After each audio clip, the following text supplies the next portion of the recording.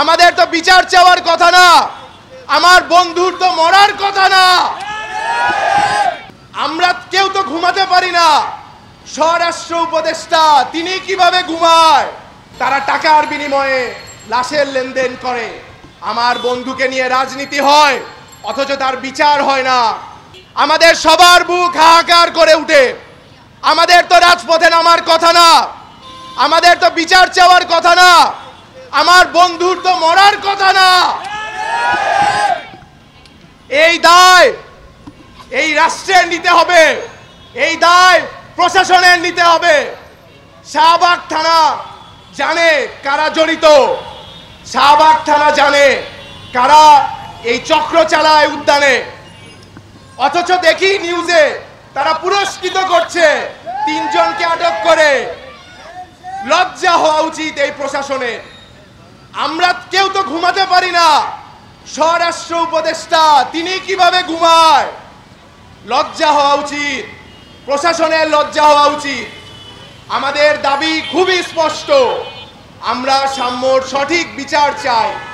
তারা 3 জনকে গ্রেফতার করেছে, অথচ ওই দিন রাতে সিসিটিভি ফুটেজ দেখলে, মন্দিরের সিসিটিভি ফুটেজ দেখলে, বাংলা একাডেমির সিসিটিভি ফুটেজ দেখলে, সমরিতা হাসপাতালে খুনিরা গিয়েছিল, সমরিতার সিসিটিভি ফুটেজ দেখলে আপনারা জানতে পারবেন আসল খুনি কারা। তারা তাদেরকে কেন লুকাচ্ছে? উদ্দেশ্যটা কি? তারা প্রহসন চালাচ্ছে, প্রহসন। তারা টাকার বিনিময়ে লাশের লেনদেন করে। আমার বন্ধুকে নিয়ে রাজনীতি হয়, অথচ তার বিচার হয় না।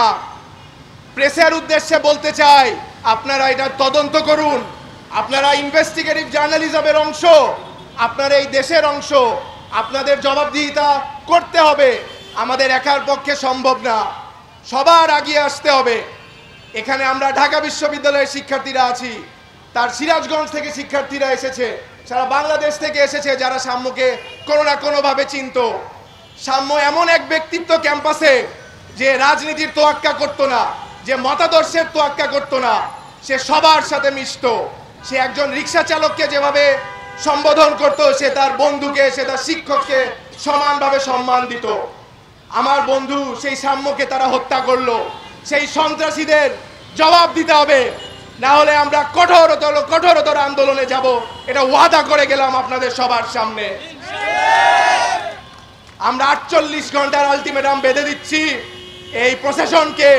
তারা যদি 48 ঘন্টার মধ্যে যে 10-12 জন উপস্থিত ছিল, সহজে ঘাতক ছিল, যার হাতে অস্ত্র ছিল, এবং সেই অস্ত্র যদি উদ্ধার সহ বিচারের আওতাধীন না আনতে পারে, তাহলে আমরা রবিবার থেকে কঠোর আন্দোলনে যাব।